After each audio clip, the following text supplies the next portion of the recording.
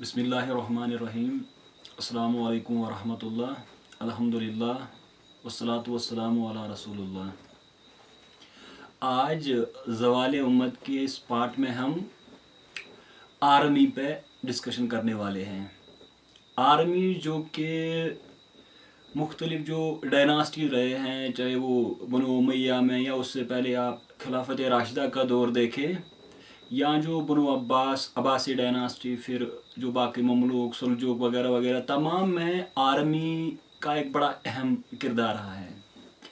और जब आप सियासी ज़वाल की बात करते हो तो इसमें ज़रूरी है कि हम आर्मी पे भी जाएं और आर्मी में हम देखें कि इसमें कौन सी प्रॉब्लम मुसलमानों के लिए रही हैं और वो आज तक चली आ रही है। तो सबसे पहले मैं इसमें ये डिस्कशन में करने वाला हूँ कि एक होता है जिसको हम कहते हैं स्ट्रेटजिक थॉट। अच्छा, उसमें क्या करते हैं, उमूमन तो जो मुसलमान के बड़े बड़े थिंकर जिन्हें फुकहा जो कि जूरिस्प्रूडेंस पे फ़िक़ा पे लिखते आए हैं, उनमें चाहे आप इमाम अबू हनीफा को, इमाम शाफी, जो आइम्मा अरबा या बाकी बड़े बड़े जो उलमा हमारे गुजरे हैं, उनने फ़िक़ा पे लिखा है, जूरिस्प्रूडेंस पे लिखा है कि जब आप जंग करते हो तो आपका उसमें जो ख़वातीन हैं, बच्चे हैं, माली गनीमत है वगैरह वगैरह, इन तमाम मामलात पे उन्होंने लिखा है। लेकिन एक है जिसको कहते हैं स्ट्रेटजिक थॉट। अच्छा, उसमें क्या होता है कि जंगे कैसे लड़ते हैं, कि जब आप बैटल में या वार में जाते हो तो उसमें आप जंग कैसे लड़ते हो। मशहूर जो कि वो चाइनीज़ का एक उनका एक बड़ा इसमें नाम रहा है, संजू या क्लासविटिस वगैरह वगैरह, जो कि बड़े बड़े दुनिया में स्ट्रेटजिस्ट्स हुए हैं, जो कि अपनी कौमों को ये सिखाते आए हैं कि जंग कैसे लड़े। तो मुसलमानों में क्या हुआ है कि मेरी रिसर्च में तो यही मुझे नज़र आया कि मुसलमानों में जो स्ट्रेटजिक थॉट पे लिखने वाले बहुत कम हुए हैं। तो इसलिए मैं समझता हूँ, चाहे वो सलाउद्दीन के साथ जो हतीन में वाक़ा हुआ, आप बगदाद में देखिए, आप जो कोई ज़्यादा टाइम उसमें नहीं गुजरा, अरब इसराइली वार देखिए, आपको तमाम जगह यही नज़र आएगा। हत्ता कि ढाका में यही कहा जाता है कि एक स्ट्रेटजिक फेलियर हुआ कि मुसलमानों को जंग कैसे लड़नी है, किन हालात में लड़नी है, अच्छा किस माहौल में लड़ने हैं, वेपन्स का, अच्छा जो दुश्मन जो मुख्तलिफ स्ट्रेटजीज अपनाते हैं उन पे आपको कैसे काम करना है। तो स्ट्रेटजिक थॉट ये बड़ा एक इम्पॉर्टेंट इशू मुस्लिम हिस्ट्री में रहा है, और इसमें बहुत मैं कम कहूँगा कि डर्थ बड़ी रही है, इसमें बहुत कम लिखा गया है, और इस वजह से मुसलमानों की जो बड़े बड़े फेलियर्स, चाहे आप पलासी में देखिए, आप मैंने जो मिसाल दी आपको रिसेंट की अरब इसराइली वार, उसमें तमाम जो पॉलिटिकल थिंकर्स हैं वो तो ये लिखते हैं कि अरब के पास इसराइल से ज़्यादा उनके पास resource, man power, technology, money, सब कुछ उनसे ज़्यादा था, लेकिन फिर भी वो जंग हार गए। तो ये मैं आपको इंट्रोड्यूस कराना चाहता था, वो ये कि स्ट्रेटजिक थॉट जो है उसमें मुसलमानों ने बहुत कम लिखा है। अच्छा, अब मैं दूसरी जो इसमें बात है जिस पर मैं आपका जो जहन जिस तरफ मैं ले जाना चाहता हूँ, वो है कि इस्लाम में जो मिलिट्री रही है उसमें एक बड़ा जो फॉल्ट रहा, जिससे वो कि एक डाउनफॉल उससे आया, वो यहाँ है कि वहाँ एक जिसको मौला या आप उसको कहते हैं कि स्लेव सिस्टम आर्मी में रहा। स्लेव सिस्टम क्यों आया? ऐसे तो कहा जाता है कि इसको वो मोतसिम जो कि अब्बासी डायनास्टी का एक बड़ा उनका हुक्मरान रहा है, उसने स्लेव सोल्जर्स अपनी आर्मी में लाए। लेकिन रिसर्च में तो यही पता चलता है कि वो बिल्कुल प्रॉफिटिक टाइम में भी, खिलाफत राशिदा में भी, और फिर तो बनु उमैया से तो बिल्कुल चले आ रहा है कि गुलामों को आप आर्मी में ले रहे हो। उनको क्यों लिए जा रहा था? पहले तो उसमें गुलामों का कल्चर था, लेकिन बाद में क्या हुआ, अल-मोतसिम वगैरह वो तो ये करते थे कि जब आपका भरोसा नहीं रहा अपने लोगों पे, आप चाहते थे कि आपका एक लॉयल क्लास आर्मी में बने जो कि किसी रीजन से, किसी डायनास्टी से ताल्लुक नहीं रखता, वो तो गुलाम खरीद के लाते थे, फिर उनको ट्रेन करते थे और वो उनके लिए लड़ते थे। तो अल-मोतसिम जो कि बगदाद का एक जो कि बनु अब्बास का एक बड़ा हुक्मरान रहा है, वो तो ये जिसके उसी के सरिये सहरा बांधा जाता है कि उसी ने आर्मी में इसको इंट्रोड्यूस किया। लेकिन ये गुलाम एक बहुत बड़ा सरदर्द हमेशा मुसलमानों, फिर तो वो जो टर्कस उसमें आए उन्होंने तो उस अब्बासी हुकूमत को बिल्कुल ख़त्म ही कर दिया। लेकिन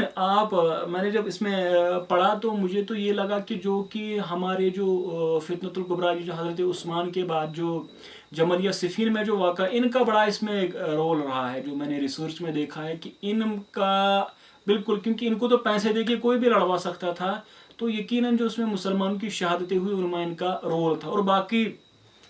آپ بنو عباس کو دیکھیے، یا آپ یہاں سلطنت کی ہسٹری دیکھیے، اس میں فیروز شاہ تغلق جو کہ بڑا ایک مشہور بادشاہ رہا ہے اس سلطنت کو، اور آخری ان کا بڑا بادشاہ، تو اس میں بھی جو انڈین سب کانٹیننٹ کی جو ہسٹورینز ہیں انہوں نے اس پہ کام کیا ہے کہ سلیو سسٹم جو انہوں نے آرمی میں انٹروڈیوس کیا، وہ ایک زوال کا ایک بڑا اس میں رول رہا۔ تو سلیو سسٹم جو کہ آرمی میں رہا، یعنی کہ آپ غلام اپنے جو آپ کے وفادار، جن کو آپ تیار وفاداری کا جن کو آپ درس دے رہے تھے، ان کو آپ پیسے دے رہے تھے تاکہ آپ کے لڑے، تو بعد میں انہوں نے بالکل مسلمان، کیونکہ ان کو کوئی بھی خرید سکتا تھا، تو جب کوئی بھی خرید سکتا تھا تب ان کے لیے یہ معاملہ ہو گیا کہ پیسے دے کے ان کو کوئی بھی لڑوا سکتا، اور بہت بڑا ان کا مسلم آرمی کی ڈاؤن فال میں ایک بڑا کردار ان کا رہا ہے۔ اچھا، پھر ایک بات جس پہ میں آپ کو، جس کی جانب میں آپ کے ذہن کو متوجہ کرنا چاہتا ہوں، وہ یہی ہے کہ یہاں انیشل میں ہی کانفلکٹ ہو گیا اور وہ چلتا گیا۔ اس میں یہی کہ ایک امہ کی آرمی ہونی چاہیے، لیکن پرابلم یہی ہوئی کہ جو عباسی تھے، وہ جو کہ بنو امیہ ڈائناسٹی سے جو تعلق رکھتے تھے، وہ تو بالکل زیادہ تر اپنے عرب آرمی پہ ہی ریلائی کرتے تھے۔ اچھا، عباسی تو پھر اپنے ایریا سے لے کے آئے، آپ اس میں دیکھیں حضرت علی کرم اللہ تعالیٰ وجہ، ان کی جانب سے جو بغداد، کوفہ وغیرہ وغیرہ اس طرف کے لوگ زیادہ آ رہے تھے۔ اچھا، حضرت امیر معاویہ کے لیے تو زیادہ تر اہل الشام جن کو ہم کہتے ہیں، شام، سیریا وغیرہ اس طرف سے آرمی آ گئی۔ بنو امیہ ان کا بھی وہی لوگ ساتھ دے رہے تھے۔ اچھا، ٹرکز معتصم وغیرہ نے تو غلام خرید کے لائے یہاں، ٹرک وغیرہ۔ تو ہمیشہ یہاں ایک ریجنل آرمی رہی ہے جو کہ آج تک چلی آ رہی ہے، یعنی کہ ایک امہ کی آرمی جس میں ہر ریجن کی پارٹیسپیشن ہو، اس میں ہر ایک علاقے کی نمائندگی ہو، پھر ہر جو کہ آپ کا قبیلہ ہو، ریجن ہو، ان کی تو نمائندے نہیں بنے۔ تو جب وہ ایک ڈائناسٹی کی، ایک ریجن کی آرمی بنی، وہ تو آپ دیکھیں گے کہ امت کی آرمی کبھی نہیں بنی، اور یہ آج تک چلا آ رہا ہے کہ امت کی آرمی نہیں بنی، وہ تو کسی ریجن، کسی ڈائناسٹی کی آرمی تھی، امت کی آرمی وہ کبھی نہیں رہی۔ اچھا، میں آپ کو اب ایک اور چیز کی جگہ آپ کے ذہن کو متوجہ کرنا چاہتا ہوں، وہ یہی ہے کہ مسلمان جب لڑتے وہ تو بالکل ایک ایکسپلوژن کی طرح، یعنی کہ وہ ایک دھماکہ جس کو کہتے ہیں کہ بالکل لائٹننگ سپیڈ سے وہ عرب سے باہر آئے۔ تو ریسورس سے تو آپ کو یہ کہ جب تک مسلمان جو ہارس بیک پہ، گھوڑے کی پیٹ پہ وغیرہ، جب وہ میدان میں لڑ رہے تھے تو کوئی بھی ان کے سامنے ٹک نہیں پاتا تھا، یعنی بیٹل میں تو بالکل ان کے سامنے کوئی نہیں آ جاتا تھا۔ اچھا، سپیڈ میں، موبیلٹی میں، اس میں تو مطلب تمام جو اسکالرس نے لکھا ہے کانکیسٹ وغیرہ پہ، انہوں نے تو یہ لکھا ہے کہ مطلب یہ تو بڑا ایکسیپشنل رہا ہے ہسٹری میں، کہ مسلمانوں کی جو سپیڈ، موبیلٹی، اس میں تو کوئی ان کا مطلب جس کو کہ آپ کہیں کہ مد مقابل ہی نہیں آیا کوئی۔ لیکن جب نیوی کی بات آئی، جو کہ حضرت عثمان کے دور میں، حضرت فاروق اعظم کے دور میں بھی اس پہ پہلے بات ہوئی تھی، حضرت عثمان کے، پھر حضرت امیر معاویہ، تو جب بات زمین سے نکل کر سمندر کی طرف آئی تو اس میں مسلمان پہلی بار پھنس گئے، یعنی زمین پہ ان کے ساتھ کوئی مقابلہ نہیں کر پایا۔ لیکن پہلا جو ان کو جو مطلب ڈیفیٹس ہوئی وہ تو سمندر میں ہوئی، یعنی نیوی میں۔ اور پھر بعد میں کیا ہوا کہ ایئر فورس اس کو آپ کہتے ہیں نا، آج کل جو جہازوں وغیرہ سے جو جنگیں لڑی جاتے ہیں، تو آپ پہلے دیکھیں کہ آرمی میں ہارس بیک پہ جو اونٹوں پہ یا بیٹل میں جو سوورڈ سے جو جنگیں لڑتے، تو اس میں تو کوئی مسلمانوں کا مقابلہ نہیں کر سکا۔ لیکن جب بات نیوی کی آئی، جہازوں کی بات، حالانکہ اس میں بھی بڑے کمال مسلمانوں نے کیا، لیکن آخرکار ان کو شکست اسی وجہ سے، وہ بھی میں سمجھتا ہوں وہ ایک اسٹریٹجک فالٹ ان کا رہا۔ پھر جب ایئر فورس کی بات آئی، اب جہازوں سے آپ جنگ لڑ رہے ہو، تو اس میں تو بالکل ان کی ناکامی ہوئی۔ آپ first world war, second world war میں دیکھیے مسلمانوں کے ساتھ ہوا، فرسٹ ورلڈ وار میں تو آپ سپیڈ موبیلٹی میں کہیں گے کہ بالکل ایکسیپشنل رہے ہیں، لیکن جب بات اسٹریٹجی، جب سوچنے کی، سمجھنے کی بات آئی، اسٹریٹجک تھاٹ کی بات آئی، تو مسلمان اس میں ناکام رہے۔ پہلے وہ نیوی میں ناکام رہے، پھر وہ ایئر فورس میں ناکام رہے، اور یہی حال آج تک چلا آ رہا ہے۔ یعنی کہ مسلمان جو باقی دنیا میں جو ڈیولپمنٹس ہو رہی تھی، اس کی جانب ان کا ذہن کبھی نہیں گیا۔ وہ میں آپ اس کو سمجھا رہا ہوں، اصل میں تو میں آپ کو یہ، جب میں ایجوکیشن کی بات کروں گا تو اس میں آپ کو یہ سمجھاؤں گا۔ یہاں میں صرف کہ 16 سینچری جس کو میں ایڈی کی بات کر رہا ہوں، اس میں تو مسلمان بالکل سب سے آگے تھے، لیکن تب یورپ میں نئے نئے ٹیکنیکس ڈیولپ ہو رہے تھے، ویپنز میں، ہتھیاروں میں، یہ جو گن پاؤڈر وغیرہ وہ تو چائنا سے وہ لے کے گئے تھے، اس سے ان کا بڑا فائدہ ہوا. گن پاؤڈر جس کو کہ ہمارے کچھ یہاں اسکالرس نے تو گن پاؤڈر امپائرس، ٹرک امپائر کو، صفویڈ امپائر کو، مغل امپائر کو تو وہ گن پاؤڈر امپائرس کہتے ہیں.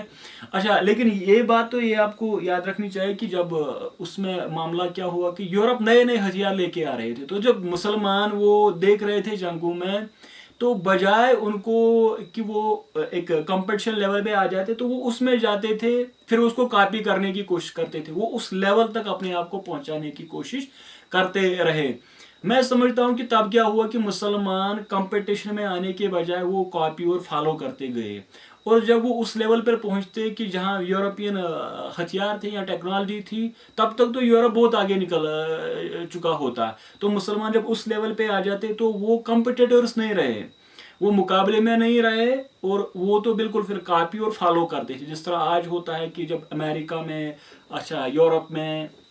رشیا میں جو نئی نئی ٹیکنالوجیز آتی ہے، وہ آپ ایئر اسپیس میں دیکھیے یا نیوی وغیرہ میں، تو مسلمان تو پھر ان ہتھیاروں کو خریدتے ہیں. وہ تو کمپٹیشن میں نہیں ہے بلکہ وہ فالو. اور جب آج اگر امریکہ کے پاس کوئی ہتھیار ہے تو 30 سال بعد وہ مسلم ورلڈ میں کسی ملک کو دے گا. اب مسلمان اس میں 30 سال بعد